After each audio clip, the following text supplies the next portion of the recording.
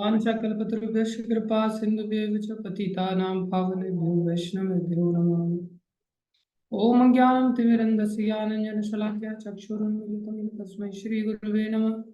गुरवे गौरचन्द्राय राधिकाय तदालये कृष्णाय कृष्णभक्ताय तद्भक्ताय नमः।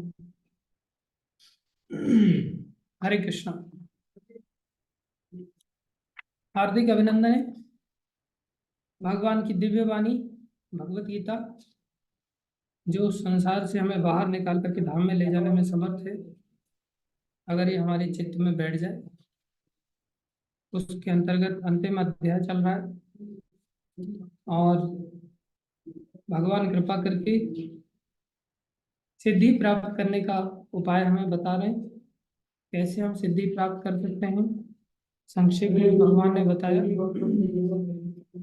हम सभी अपनी बुद्धि को शुद्ध करें। बिना शुद्ध किए हमारी दिशा संसार की ओर मुड़ जाएगी।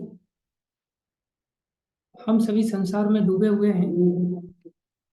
संसार को ही हमने अपना सर्वस्व मान रखा है आज की दशा में, और पूरा बुद्धि का उपयोग हमने आज तक भगवान से दूर जाने में किया है।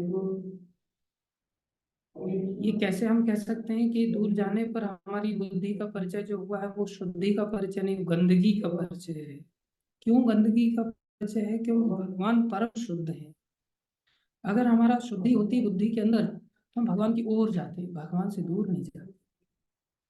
हमने अपने जीवन को भगवान से दूर लेकर के गए हैं आज तक, जो हमने बुद्धि को जिया है। अब हमने क्या करना है? इस गीता के माध्यम से सबसे पहला काम करना है, बुद्धि को शुद्ध करना है। बुद्धि शुद्ध कैसे होती है? सत्संग से होती है।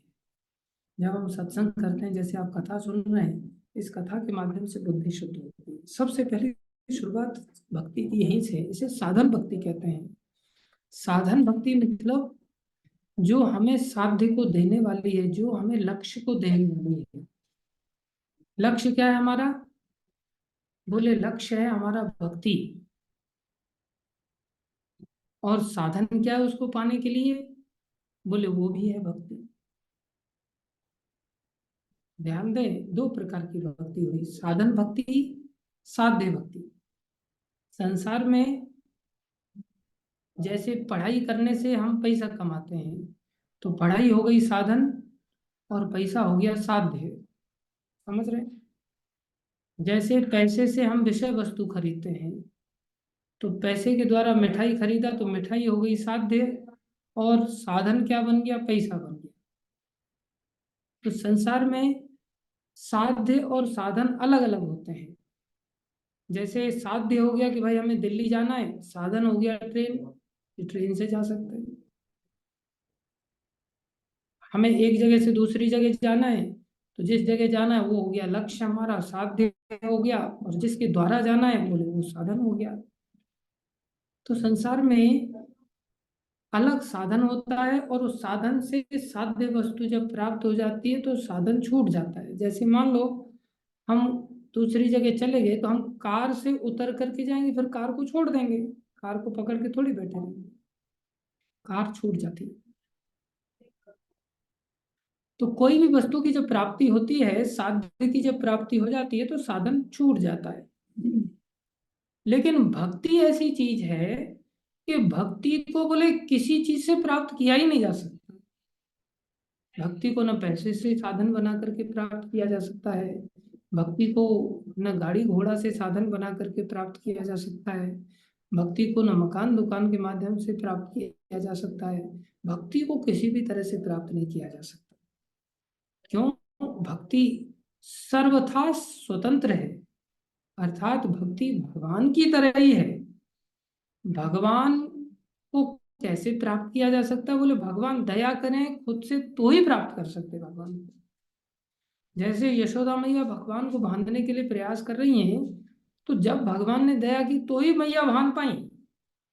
पकड़ना भी मुश्किल था, बांधना तो दूर की बात है। अगर भगवान स्वयं न बंधना चाहे तो कौन भगवान को बांध सकता है? तो भगवान स्वयं बंधना चाहते हैं तभी भगवान को बांधा जा सकता है। भगवान स्वयं पकड़ में आना चाहे तभी भगवान को पकड़ा जा सकता है। तो ये भक्ति क्या है? ये भक्ति भगवान की स्वरूप शक्ति है। स्वरूप शक्ति मतलब जैसे भगवान बिल्कुल वैसे ही भक्ति है। वैसी भक्ति होने के कारण फिर भक्ति को कैसे पा सकते, बोले भक्ति को भी भक्ति से ही पाया जा सकता है। भगवान को भगवान से पा सकते हैं, ऐसे ही भक्ति को भी भक्ति से ही पाया जा सकता है। तो भक्ति क्या चीज है, बोले भक्ति दो प्रकार की। अब भक्ति को भक्ति से पाया जाएगा तो मतलब भक्ति कौन सी हो गई, साध्य भी भक्ति हो गई और साधन भी भक्ति हो गई।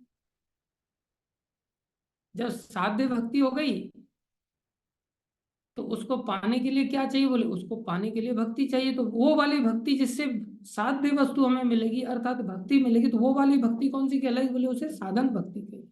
भक्ति से ही भक्ति मिल रहा है, लेकिन भक्ति के भी दो भेद हो गए, एक साध्य भक्ति वाली भक्ति हो गई और एक साधन भक्ति वाली भक्ति हो गई।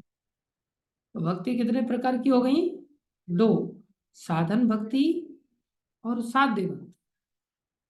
भक्ति अपने आप को प्रदान करने के लिए स्वयं साधन बनती है। तो स्वयं जब वो साधन बन जाती हैं तो उसे साधन भक्ति कहते हैं। अब जैसे कोई व्यक्ति परिश्रम कर रहा है, मान लो पढ़ाई कर रहा है, तो पढ़ाई हो गया साधन, और नौकरी क्या हो गया, नौकरी हो गया साध्य। करेक्ट। तो जो साधन है पढ़ाई, वो बहुत ज्यादा इंटरेस्टिंग लगता है क्या,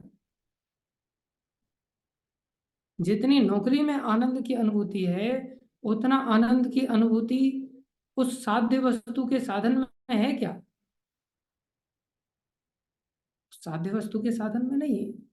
जैसे पैसा साधन है और रसगुल्ला साध्य है, तो पैसा हम रख करके बैठे रहें और रसगुल्ला सामने कोई दूसरा खाता रहे, तो क्या हमें पैसे से वो आनंद मिलेगा जो रसगुल्ला खाने में मिलेगा। पैसे को साधन बना करके हम पैसे को खर्च करेंगे तब साध्य वस्तु मिलेगी। तो पैसा उतना आनंदकारी नहीं है जितना आनंदकारी रसगुल्ला है, इस प्रकार से साध्य वस्तु है। तो कुल मिलाकर के साधन जो किसी साध्य वस्तु का होता है वो साध्य वस्तु के सामने थोड़ा कठिन प्रतीत होता है, थोड़ा कष्टदायक होता है।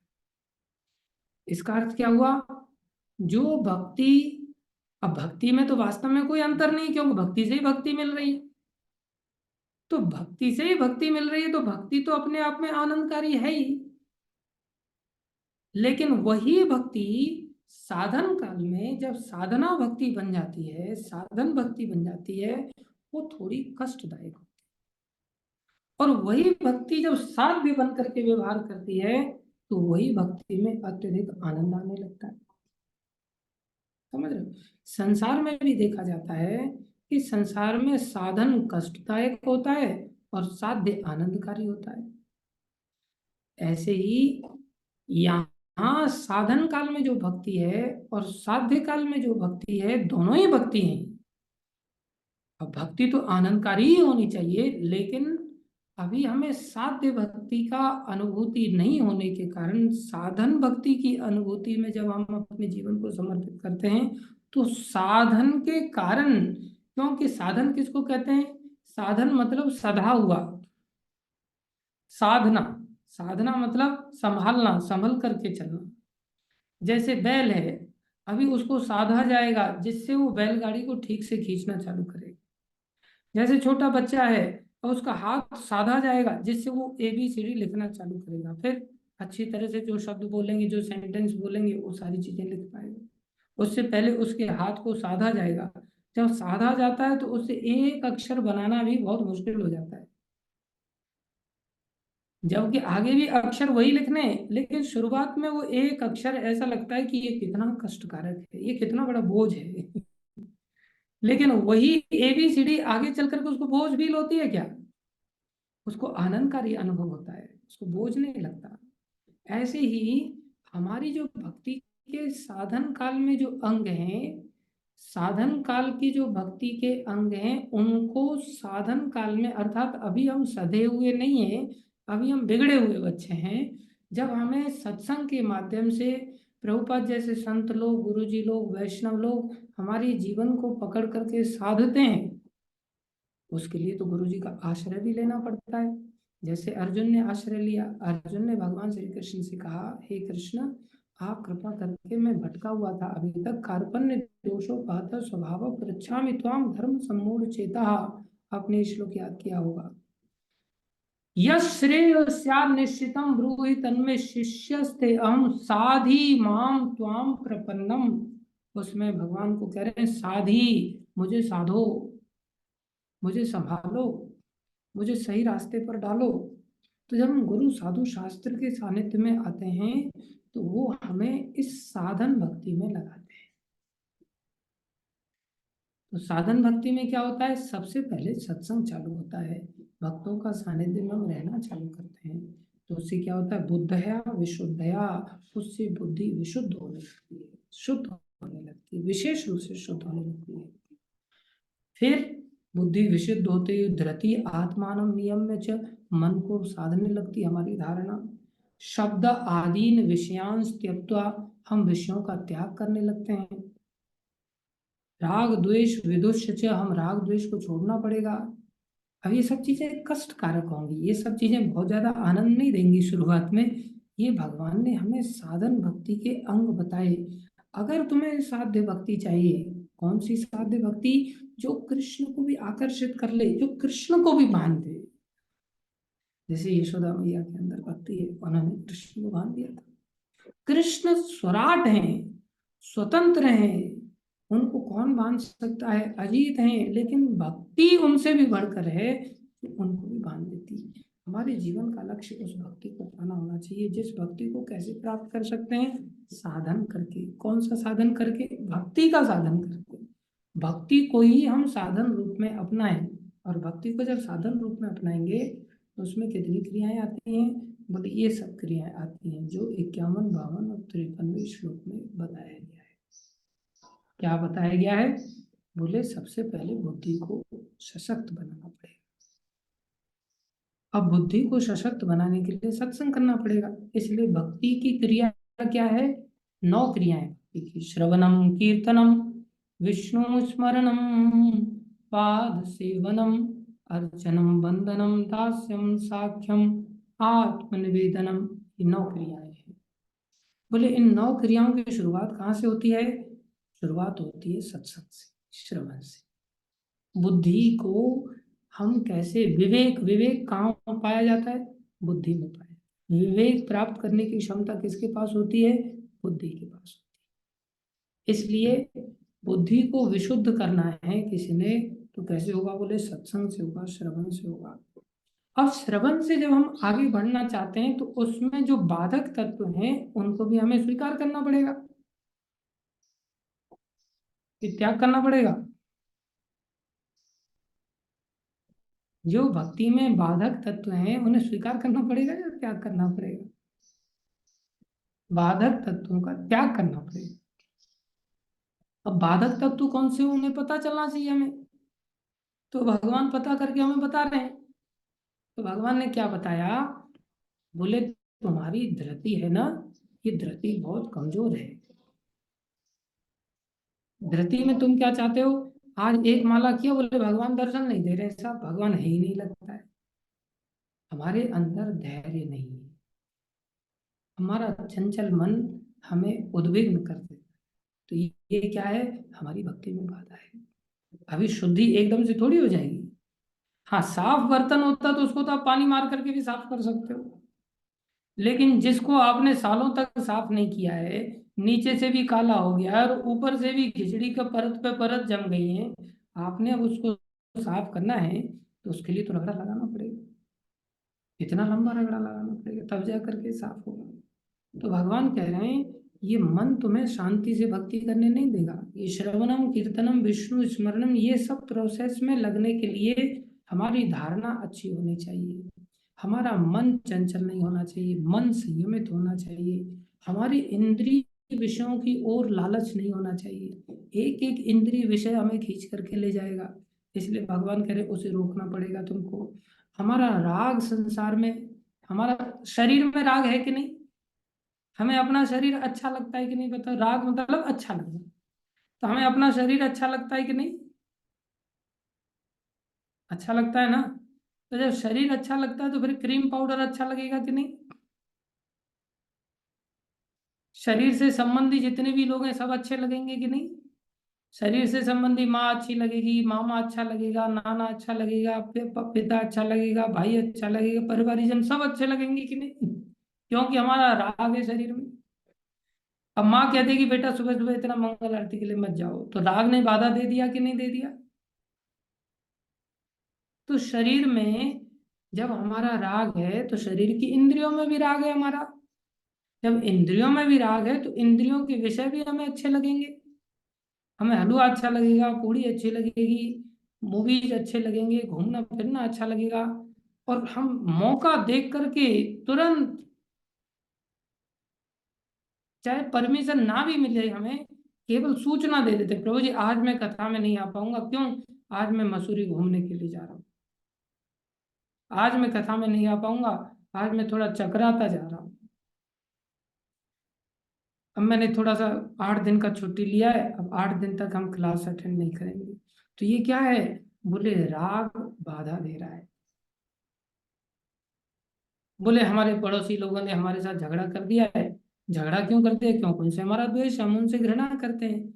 वो झगड़े के चलते कोर्ट कचहरी के चक्कर लग गए, उसके चलते क्या हो गया, हमारा भक्ति में बाधा हो गया। तो राग द्वेष क्या दे रहा है, बाधा दे रहा है।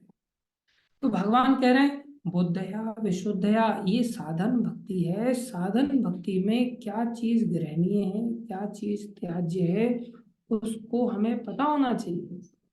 तो साधन भक्ति के संक्षेप में बता रहे हैं भगवान, तुम्हें क्या करना चाहिए, सारे इंद्रिय विषयों का त्याग करना चाहिए, राग द्वेष आदि से मुक्त होना चाहिए, एकांतवासी होना चाहिए। एकांतवासी मतलब संसारी लोगों की संगति से दूर रहना चाहिए, कम खाने वाला होना चाहिए, और वाक माने वाणी, मन और शरीर, इन तीनों से भगवान का ध्यान करने में लगाना चाहिए।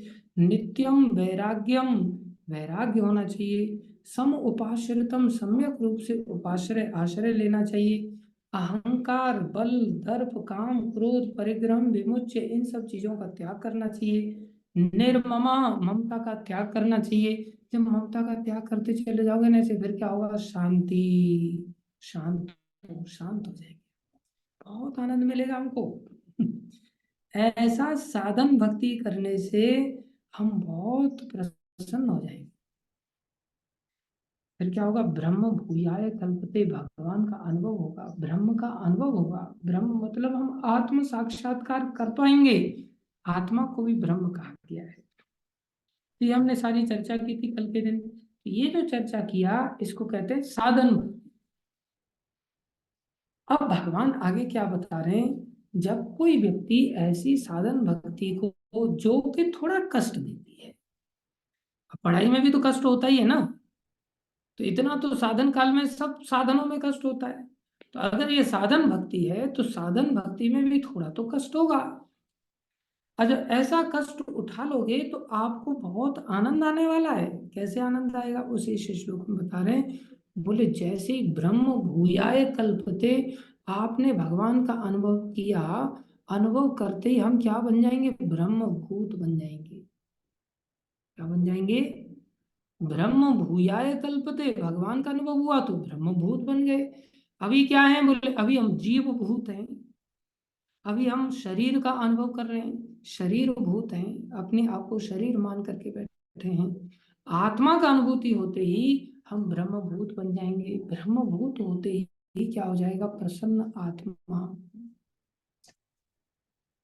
ब्रह्म भूत होते ही क्या स्थिति आ जाएगी, प्रसन्न आत्मा। अब बताओ कोई अशांत है, किसी के मन में खिलता है, क्या वो प्रसन्न नजर आएगा।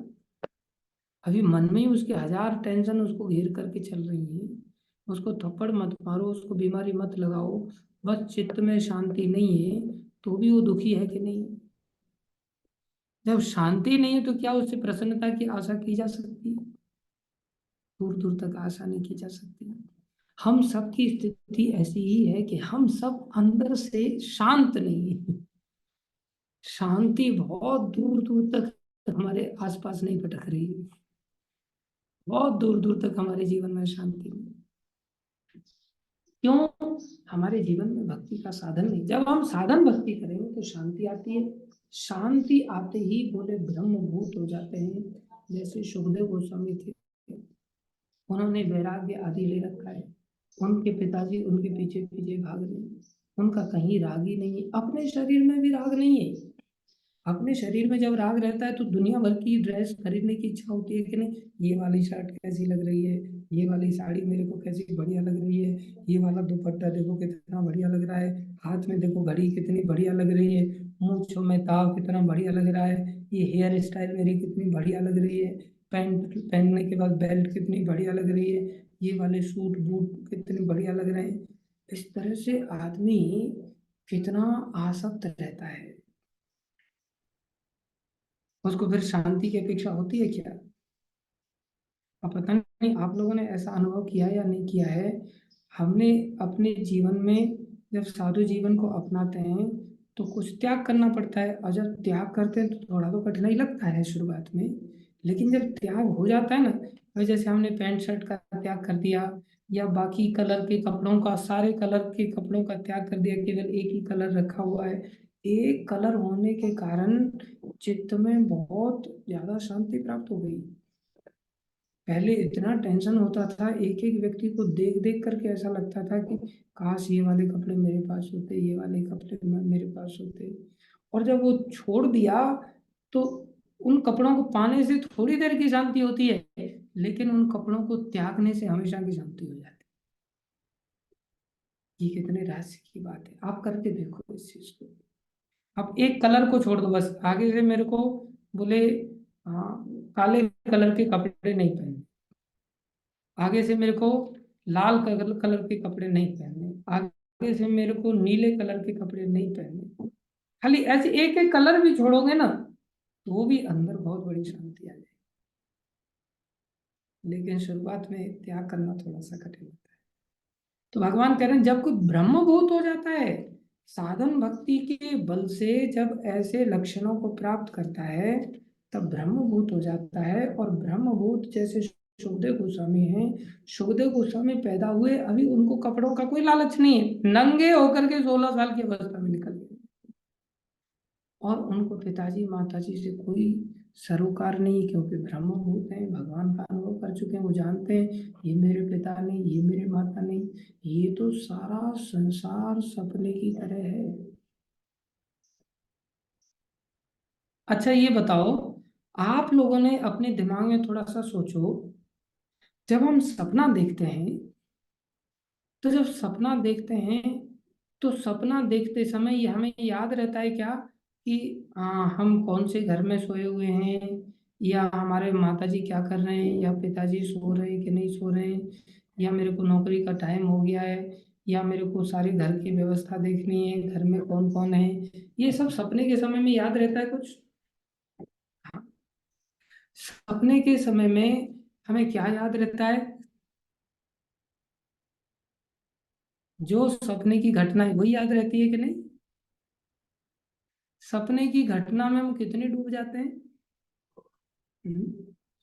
तो जो पीछे रियल वर्ल्ड था हमारा, जिसमें हम जी रहे थे, जिसमें हमारी माँ थी, पिता थे, भाई थे, बंधु थे, हमारे कुछ काम काज थे, हमारी कुछ व्यवस्थाएं थी, वो पूरी तरह से भुला दिया कि नहीं सपने ने? असली संसार भुला दिया, और जिसका कोई औचित्य नहीं, उस संसार की घटनाएं वास्तविक लग रही हैं और उसमें पूरी तरह से डूब गए। होता है ऐसा कि नहीं?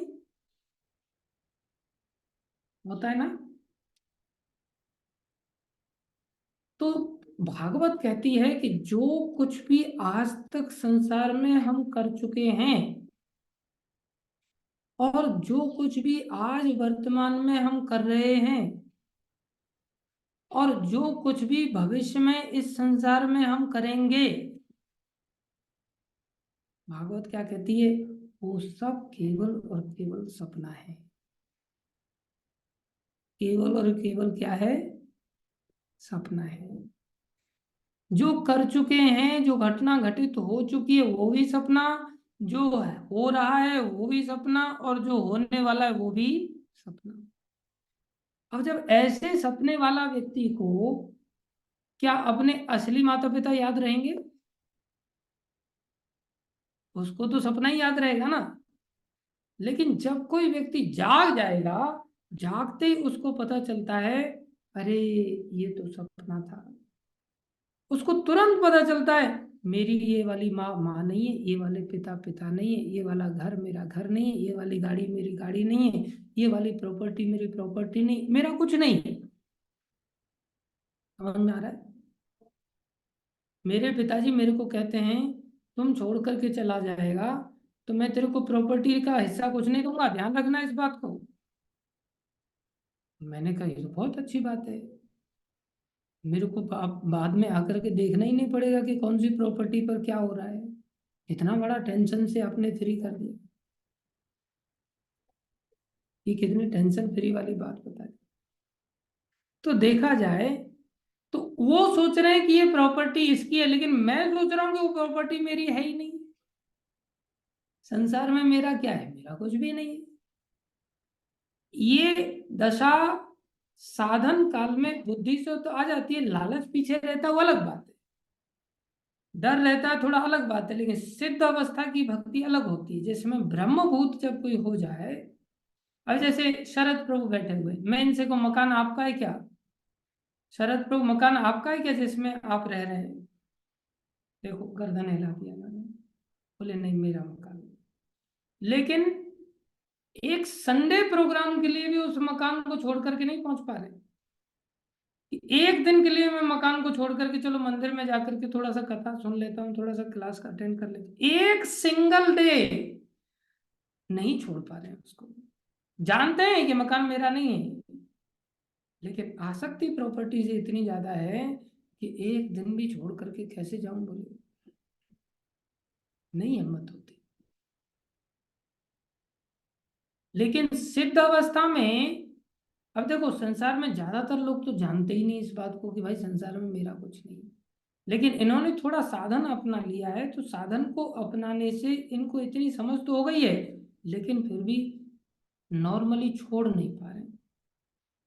लेकिन सिद्ध अवस्था जिसमें ब्रह्मभूत जब कोई हो जाए, भगवान का अनुभूति हो जाए, तो जैसे सुखदेव गोस्वामी को अनुभूति हो गई, तो सुखदेव गोस्वामी ये नहीं करे मेरा मकान है, सुखदेव गोस्वामी ये नहीं करे मेरे कपड़े हैं, सुखदेव गोस्वामी ये नहीं करे मेरी माँ है, सुखदेव गोस्वामी ये नहीं करे मेरे पिताजी हैं। नहीं, चले गए। उनको कोई दुख नहीं, जरा सा भी प्रसन्न है। इसको कहते ब्रह्मभूत। ब्रह्मभूत प्रसन्न आत्मा, इसकी पहचान क्या होती है? जब प्रसन्न हो गए तो न सोचती न कांक्षती। दुख किस बात का है? दुख संसार में मृत्यु का, बुढ़ापे का, इन सब चीजों का तो दुख है ही, लेकिन इससे पहले जो दुख हमारे जीवन में आता है, हम जिसके चलते दुखी रहते हैं, दो चीजों को लेकर के दुखी रहते हैं। कौन सी चीजें हैं दो? एक तो जो घटना घटित हो गई उसको लेकर के सोचते रहते हैं, काश मैं पढ़ लिया होता, काश मेरे पिताजी मकान बना करके दे के चले गए होते, काश मेरे माता पिता भी अमीर होते, काश मैं भी इंटेलिजेंट पैदा हुआ होता, काश मैं गोरा होता, काश मैं लंबा होता, काश मेरी आंखें बड़ी बड़ी होती, काश मैं बॉम्बे में पैदा हुआ होता, काश मैं अमेरिका में पैदा हुआ होता, काश मेरे शरीर में ताकत होती, एक थप्पड़ से दूसरे लोगों को पटक देता।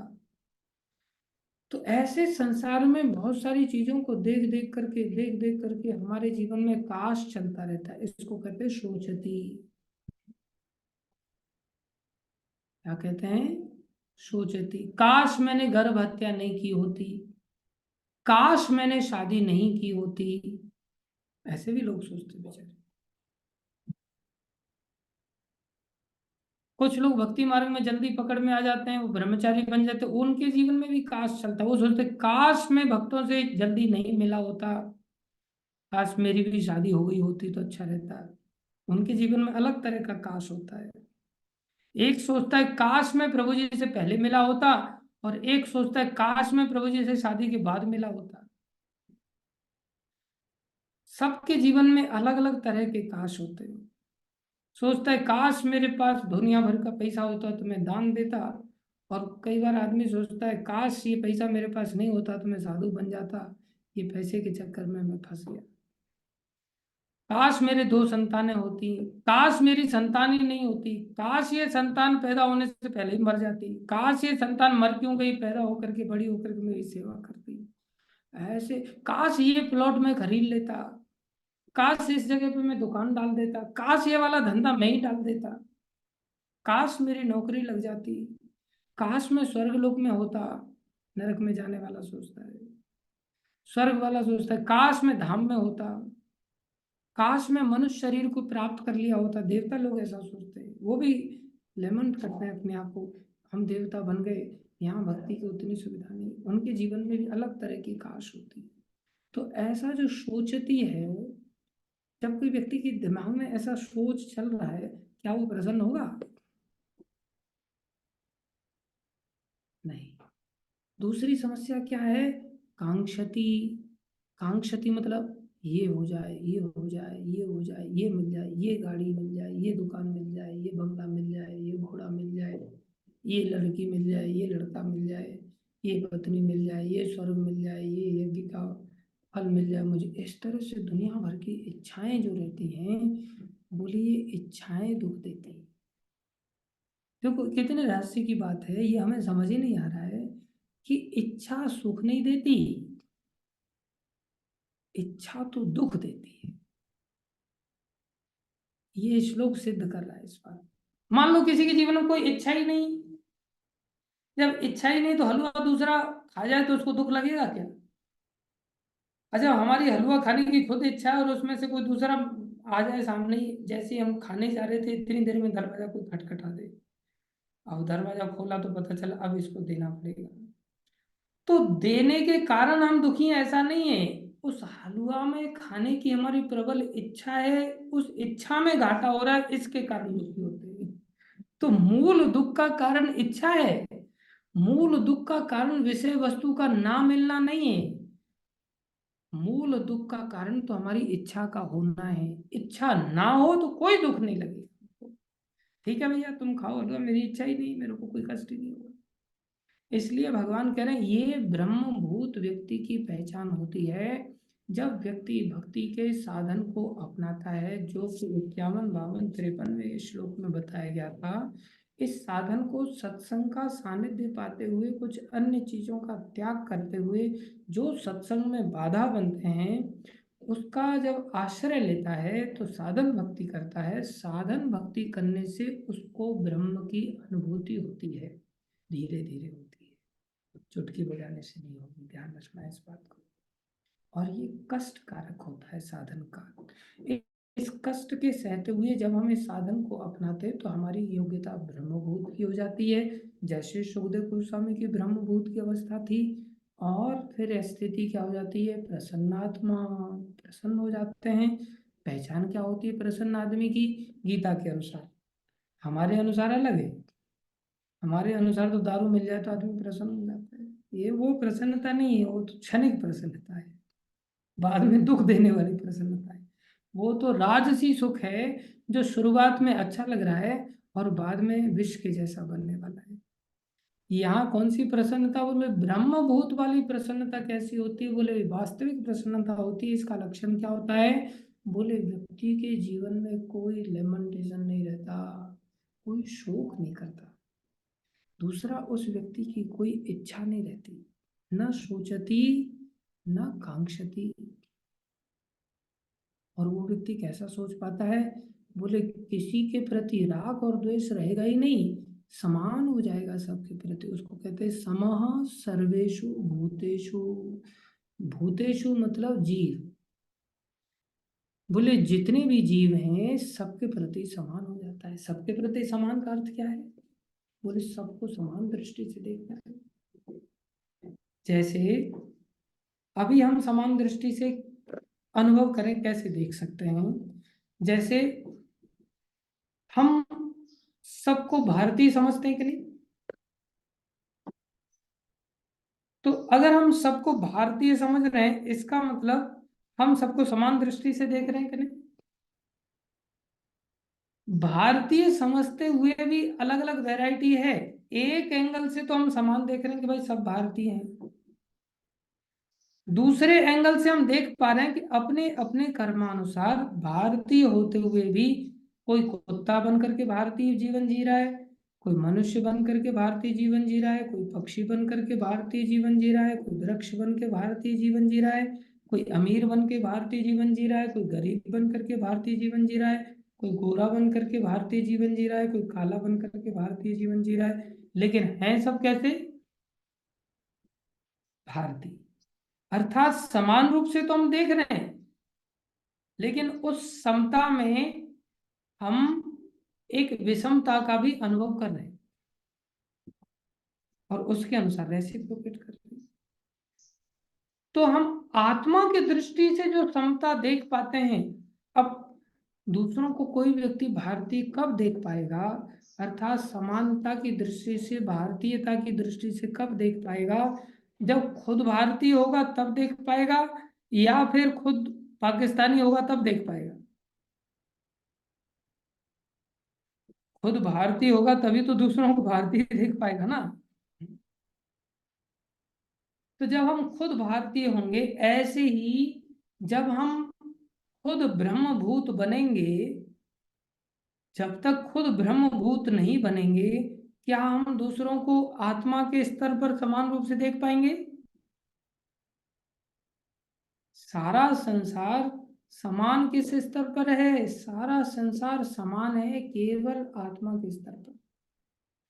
सबके अंदर भगवान की ही आत्मा अविनाशी आत्मा है, शाश्वत आत्मा है, चिन्मय आत्मा है। तो आत्मा के दृष्टि से समान रूप से वही व्यक्ति देख सकता है जब वो व्यक्ति खुद ब्रह्मभूत हो। जब तक ब्रह्मभूत हम नहीं हैं, हम किसी भी व्यक्ति को समान रूप से नहीं देख सकते, जीव मात्र को सम दृष्टि से नहीं देख सकते। सुखदेव गोस्वामी ब्रह्मभूत अवस्था में हैं, इसलिए वो समान दृष्टि से देख रहे हैं। और बोले जब ऐसी समता किसी के अंदर आ जाती है, भगवान कह रहे हैं मद भक्तिम लभते पराम, उसको अब अधिकार मिला है कि वो पराम भक्ति उसको प्राप्त हो जाएगी। अब भक्ति आएगी, मद भक्ति लभते, लभते मतलब प्राप्त करता है, प्राप्त करना ये सब दर्जा रहा है, अभी तक इसका मतलब प्राप्त हुई नहीं है। जब ऐसे बन जाओगे तब प्राप्त होगी। अब इसे कैसे समझें? बोले भगवान का अनुभव तो हो गया, ब्रह्मभूत ब्रह्म भूयाय कल्पते, मतलब भगवान की अनुभूति तो हो गई। अब अनुभूति हो गई, बोले भक्ति बाद में आ रही है? बोले हाँ। ये कैसी विचित्र बात है? अनुभूति किससे हुई? बोले भक्ति से ही हुई। और भक्ति यहाँ भगवान कह रहे हैं कि भक्ति अब मिलेगी, अभी तक मिली नहीं थी। तो फिर पहले क्या मिला था जिसकी वजह से भगवान का अनुभव हुआ? बोले पहले भी भक्ति मिली थी। और फिर अभी कौन सी भक्ति की बात कर रहे हैं? बोले अभी मेरी वाली जो भक्ति है, कौन सी भक्ति? बोले पराम भक्ति मिलेगी। कौन सी भक्ति मिलेगी? पराम भक्ति मिलेगी। पराम भक्ति किसको कहते हैं? पराम भक्ति कहते हैं जिसमें हमें साध्य का अनुभव होगा। साध्य किसको कहते हैं? जो साधन भक्ति से मिलने वाला था। साधन भक्ति अर्थात सेवा, भक्ति का मतलब सेवा, और साध्य भक्ति मतलब वो भी सेवा। तो साधन भक्ति वाली और साध्य भक्ति में क्या अंतर रहा? बोले दो प्रकार की सेवाओं में क्या अंतर रहा? बोले साधन भक्ति वाली जो सेवा थी वो, उसमें क्या था? बोले वो कष्ट के साथ सेवा थी, जिसमें भगवान का अनुभव नहीं था, फिर भी हम अनुभव करने की चेष्टा के लिए उस प्रोसेस को अपना रहे थे। जैसे भगवान की मूर्ति रूप में हमें भगवान का अनुभव नहीं होता, फिर भी हम मूर्ति को भोग लगाते हैं। जैसे हम नाम जपते हैं, तो नाम जपते समय भगवान का अनुभव नहीं होता, फिर भी हम नाम जपते हैं। तो हम सारी चीजों को बिना अनुभव के भी जबरदस्ती करने की चेष्टा करते हैं। इसको कहते हैं कष्ट के साथ सेवा करना। अब जब अनुभव होगा, जैसे जैसे हम इस भक्ति को अपनाएंगे, इस साधन भक्ति को अपनाएंगे, साधन भक्ति से क्या होगा, हम शुद्ध होते चले जाएंगे। और जब शुद्ध होते चले जाएंगे, जैसे आंखों पर अगर परत जमी हो और उस परत को हम हटाते चले जाएं, हटाते चले जाएं, हटाते चले जाएं, किसी चीज को हमें देखना है, और जैसे ही वो आंखों की परत हट जाएगी पूरी तरह से, जब हट जाएगी तब भी हमें दिखाई देगी कि नहीं कोई चीज। तो देखा जाए तो एक तो हम देखने की चेष्टा कर ही रहे हैं। अगर हम उस परत को हटा रहे हैं तो परत को हटाने का मतलब क्या है, देखने की चेष्टा है कि नहीं। उद्देश्य क्या है, देखना। तो वो भी देखने की ही चेष्टा है, वो भी सेवा ही है, लेकिन उस सेवा में अनुभव नहीं हो रहा है, दिखाई नहीं दे रहा है। बिना अनुभव के जो चेष्टा की जाती है, और जिस चेष्टा के कारण हम शुद्ध हो जाते हैं, बोले शुद्ध होते ही हमारे अंदर जो सेवा की जो चेष्टा हमें करनी पड़ रही थी अनुभव नहीं होने के कारण, अब वो करनी पड़ेगी या अपने आप होने लगेगी। जब दिखाई देगा अरे साक्षात भगवान खा रहे हैं, तब चेष्टा करनी नहीं पड़ेगी, चेष्टा अपने आप होगी। जब सेवा करनी पड़े उसे साधन भक्ति करते कहते हैं, और सेवा अपने आप होने लग जाए क्योंकि अनुभव हो गया, अनुभव हो गया तो अब सेवा अपने आप होगी। जब सेवा अपने आप होने लग जाए उसको कहते हैं मद भक्ति लभते पराम, उससे पराम भक्ति कहते हैं।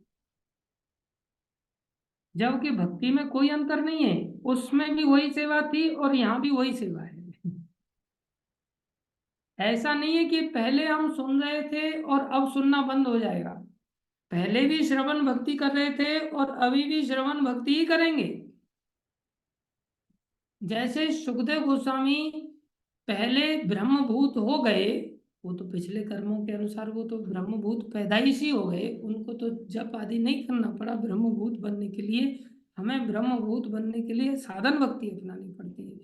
उनको साधन भक्ति पहले से ही सिद्ध है तो साधन भक्ति नहीं अपनानी पड़ी, तो चले गए जंगल में। लेकिन जब उन्होंने भागवत के 18,000 श्लोकों में से एक दो श्लोक सुना, तो एक दो श्लोक को सुनते ही उनके अंदर ऐसा प्रेम उमड़ा कि वो 18,000 श्लोक को सुनने के लिए दौड़ पड़े पिताजी के पास। देखो, जो ऑलरेडी प्रसन्न है, जिनके जीवन में कोई शोक नहीं है, जिनके जीवन में कोई इच्छा भी नहीं है, देखो कैसी विचित्र बात है। जिसको कुछ भी नहीं चाहिए, जिसको कुछ भी नहीं चाहिए, ऐसा व्यक्ति भी साध्य भक्ति पराम भक्ति का जब एक श्लोक का स्वाद चखा, तो पराम भक्ति में इतना पागल हो गए, इतना पागल हो गए कि जहां चिल्ला चिल्ला करके पीछे उनके पिताजी भाग रहे थे और पीछे मुड़ के उन्होंने नहीं देखा, आज वो पिताजी के पास घर जाकर के खुद पहुंच करके जाकर के मिले और बोले कि मेरे को 18,000 श्लोक सुनाइए। समझ रहे हैं, कहाँ गीता के 700 श्लोक हमसे पढ़े नहीं जा रहे हैं, उसके लिए हमें ऐसा कहा जा रहा प्रभु जी जल्दी से कोर्स खत्म कर दीजिए, और 100 सवा 100 लोग जुड़ते थे, आज 65 लोग जुड़े हुए मात्र। कितने सारे लोग रास्ता छोड़ छोड़ करके चले गए, क्यों, साधन भक्ति में लगे हुए हैं और चेष्टा कर रहे हैं धीरे धीरे शुद्ध होने की, इसलिए कष्ट कारक उनको लग रहे हैं ये श्लोक। जबकि सुखदेव गोस्वामी को ये श्लोक कष्ट कारक नहीं लगे, उनको 700 श्लोक नहीं 18,000 श्लोक, और उन 18,000 श्लोकों को इतने आनंद में डूब करके आनंद में वो डूब गए। देखो पहले से ही प्रसन्न है भाई, प्रसन्न व्यक्ति को फिर क्या चीज दी कि जिसके चलते वो पागल होकर के दौड़ रहा है जिसके पीछे। अब इसका अनुमान हम लगा सकते हैं क्या, इसका तो हम सोच भी नहीं सकते, कल्पना भी नहीं कर सकते, अनुमान भी नहीं लगा सकते कि भक्ति का आनंद कैसा है कि एक ब्रह्मभूत व्यक्ति जो ऑलरेडी प्रसन्न है, जिसके जीवन में कोई लेमेंटेशन नहीं, कोई शोक नहीं है, जिसके जीवन में कोई आकांक्षा नहीं है, ऐसा प्रसन्न व्यक्ति भी भागवत के पीछे 18,000 श्लोकों के पीछे पागल है। भागवत की महिमा तो अनुमान लगाए हम कितनी बड़ी महिमा है।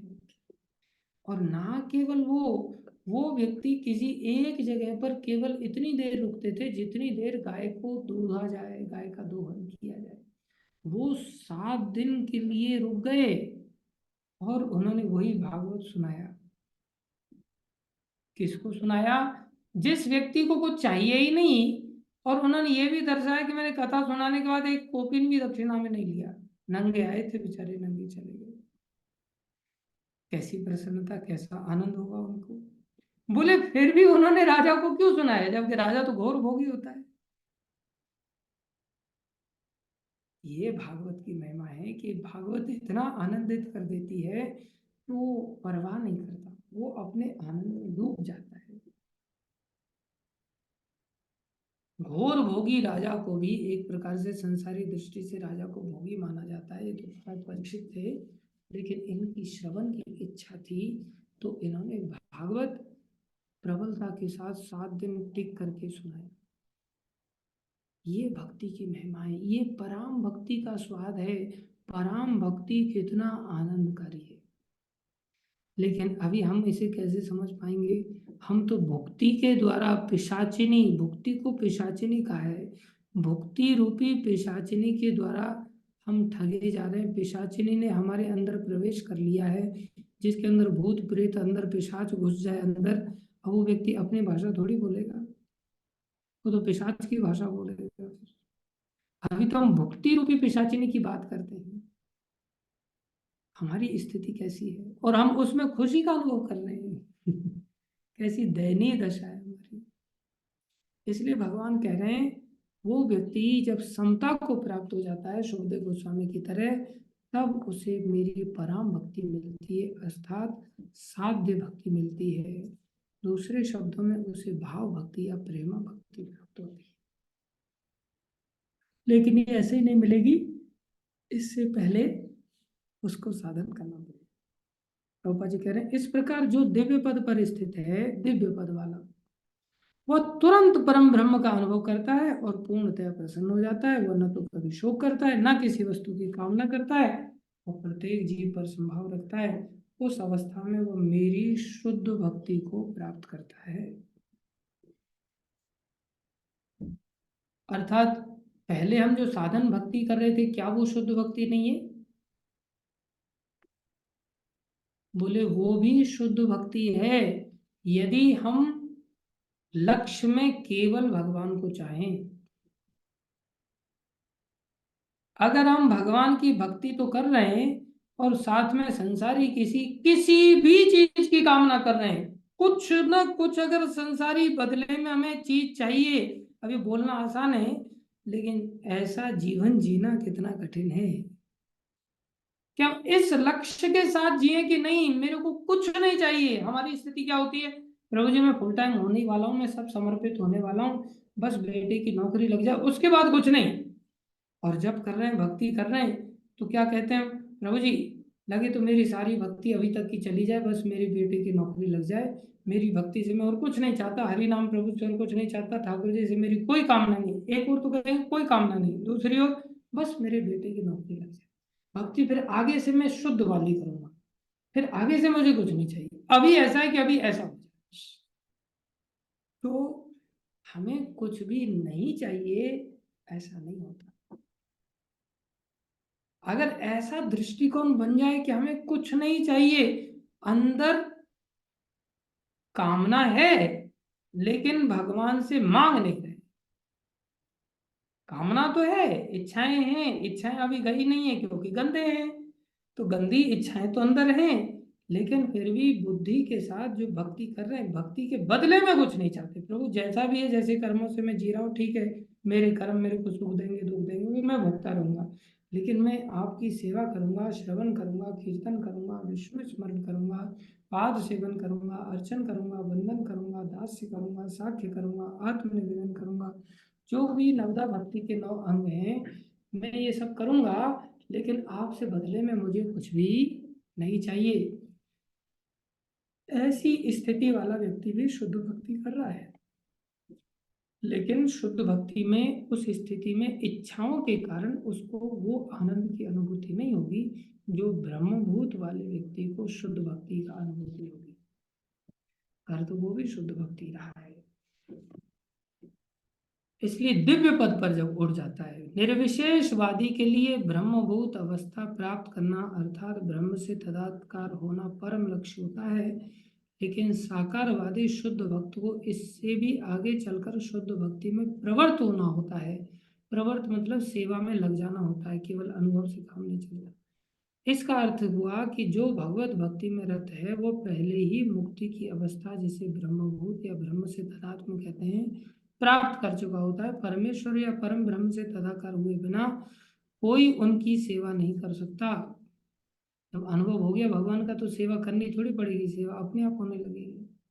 परम ज्ञान होने पर सेव्य तथा सेवक में कोई अंतर नहीं कर सकता, फिर भी उच्चतर आध्यात्मिक दृष्टि से अंतर तो रहता ही है। परम ज्ञान होने पर सेव्य तथा सेवक में कोई अंतर नहीं कर सकता।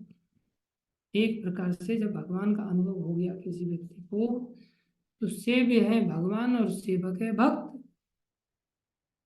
तो सेव्य और सेवक में अब कोई अंतर नहीं रहा। अंतर नहीं रहा मतलब ऐसा नहीं रहा कि अब दोनों में दिव्यता में कोई कमी है।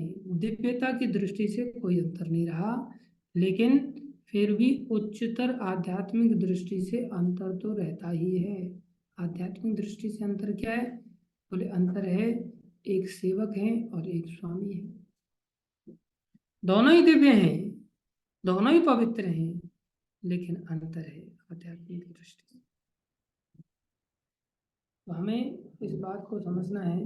देहात्म बुद्धि के अंतर्गत जब तक हम देहात्म बुद्धि में हैं, जब कोई इंद्रिय तृप्ति के लिए कर्म करता है तो दुख का भागी होता है। कैसा विचित्र बात है, सारा संसार ऐसा समझता है कि इंद्रिय तृप्ति मिल जाए तो सुख मिलेगा, और भगवान कह रहे हैं जब कोई इंद्रिय तृप्ति के लिए कार्य करता है तो दुख का भागी होता है। लेकिन परम जगत में शुद्ध भक्ति में रत रहने पर कोई दुख नहीं रह जाता। कृष्ण भावना भावित भक्त को न तो किसी प्रकार का शोक होता है, न आकांक्षा होती है। चूंकि ईश्वर पूर्ण है, अतः ईश्वर में सेवारत जीव भी कृष्ण भावना में रहकर अपने में पूर्ण रहता है। वह ऐसी नदी के तुल्य है जिसके जल की सारी गंदगी साफ कर दी गई है। चूंकि शुद्ध भक्त में कृष्ण के अतिरिक्त कोई विचार ही नहीं उठते, अतः वह प्रसन्न रहता है। वह न तो किसी भौतिक क्षति पर शोक करता है, न किसी लाभ की आकांक्षा करता है, क्योंकि वह भगवत भक्ति से पूर्ण होता है। वह किसी भौतिक भोग की आकांक्षा नहीं करता, क्योंकि वह जानता है कि प्रत्येक जीव भगवान का अंश है, अतः वह उनका नित्य दास है। वह भौतिक जगत में न तो किसी को अपने से उच्च देखता है, न किसी को निम्न देखता है। ये उच्च तथा निम्न पद क्षण भंगुर हैं, और भक्त को क्षण भंगुर प्राकट्य तथा प्रियोधान से कोई लेना देना नहीं रहता। उसके लिए पत्थर तथा सोना बराबर होते हैं। ये स्थिति आ जाए, यह ब्रह्मभूत अवस्था है जिसे शुद्ध भक्त सरलता से प्राप्त कर लेता है। शुद्ध भक्ति करने से उस अवस्था में परम ब्रह्म से तादात्म्य और अपने व्यक्तित्व का विलय नारकीय बन जाता है। वो मर्ज नहीं होना चाहता। स्वर्ग प्राप्त करने का विचार मृग तृष्णा लगता है। मृग तृष्णा मतलब सपने जैसा। अभी तो हम सपने में ही डूबे हुए हैं, जैसा हम बता रहे थे। सपने से बाहर आएंगे तो पता चले। और इंद्रियां विष दंत विहीन सर्प की भांति प्रतीत होती।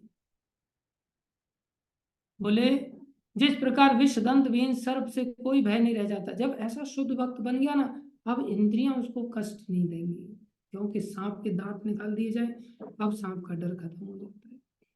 जब सांप के दांत रहते हैं तो दांत में जहर रहता है, तो फिर उसके मरने की संभावना होती है। एक शुद्ध भक्त की इंद्रियों से जो कार्य होता है वो ट्रांसेंडेंटल लेवल का होता है, दिव्य स्तर का होता है। और एक संसारी व्यक्ति इंद्रियों से जो कार्य करता है वो सब जड़ स्तर का होता है। वो सर्प की भांति जहर देने वाला होता है, मारने वाला होता है। उसी प्रकार स्वतः संयमित इंद्रियों से कोई भय नहीं रह जाता। यह संसार उस व्यक्ति के लिए दुखमय है जो भौतिकता से ग्रसित है, लेकिन भक्त के लिए समग्र जगत वैकुंठ तुल्य है। भक्त के लिए वैकुंठ बन जाता है। इस ब्रह्मांड का महान से महानतम पुरुष भी भक्त के लिए एक क्षुद्र चींटी से अधिक महत्वपूर्ण नहीं होता। ऐसी अवस्था भगवान चैतन्य की कृपा से प्राप्त हो सकती है, जिन्होंने इस युग में शुद्ध भक्ति का प्रचार किया है। हमें चैतन्य महाप्रभु की इस परंपरा के द्वारा इस भक्ति का प्रोसेस किया है। इस भक्ति के प्रोसेस को जब हम अंगीकार करेंगे तो इनकी कृपा से हमारी इंद्रियां दंत विहीन सर्प की भांति हो जाएंगी। जो विषैला सर्प था, लेकिन इंद्रियों के उसके दांत निकाल दिए गए, अब उसका जहर नहीं चढ़ेगा, हमें उसके साथ आदान प्रदान कर सकते हैं। ऐसे हम इंद्रियों के साथ संसार में जी सकते हैं, लेकिन अब हम प्रभावित नहीं होंगे जब हम शुद्ध भक्त बन जाएंगे।